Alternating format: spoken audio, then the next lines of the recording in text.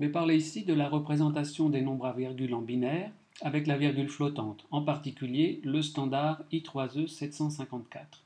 Nous avons déjà parlé de la représentation à virgule flottante d'un point de vue général en la comparant avec la notation scientifique dans une autre vidéo.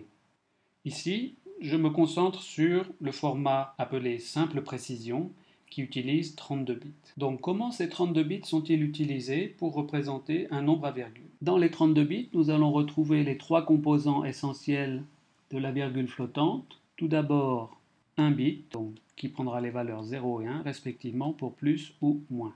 Ensuite, nous allons trouver une zone de 8 bits.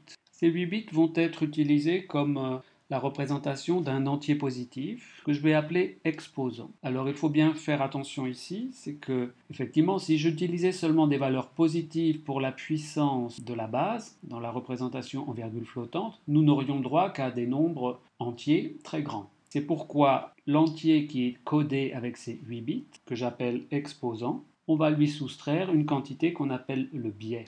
Et ce biais vaut 127. Donc voici pour la puissance de la base, qui est multipliée par la forme normalisée en binaire. Je rappelle que dans la forme normalisée binaire, le 1 est implicite, et donc il n'est pas nécessaire de réserver des bits pour cela. Et donc le reste des bits, c'est-à-dire les 23 bits restants, sont tous utilisés pour la partie fractionnaire. Cette partie fractionnaire, donc, dont le premier bit va être le poids de 2 puissance moins 1, et le poids le plus faible va être le poids de 2 puissance moins 23. Donc ceci, c'est ce qu'on appelle la forme normalisée. Examinons un peu les caractéristiques de cette représentation. Tout d'abord, nous avons 8 bits pour l'exposant. Ceci va déterminer ce qu'on appelle le domaine couvert, l'intervalle entre la plus petite et la plus grande valeur représentée.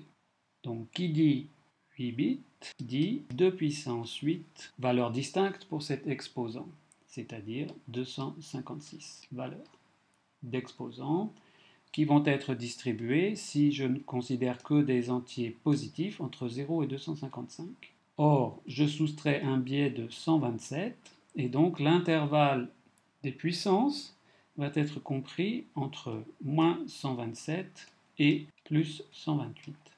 Grâce aux puissances négatives de la base 2, nous allons pouvoir ainsi représenter des nombres très petits, qui sont environ 10 puissance moins 38, et ainsi que des nombres très grands, jusqu'à environ 10 puissance 38. Voici pour le domaine couvert, plus petit ou plus grand. Qu'en est-il de la précision, c'est-à-dire de l'erreur relative maximum, que j'ai noté epsilon?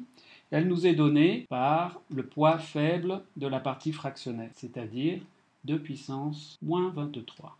Alors à quoi ceci est-il égal? Eh bien c'est l'inverse de 2 puissance 23, et cette quantité de puissance 23 c'est 2 puissance 20 que multiplie 2 puissance 3.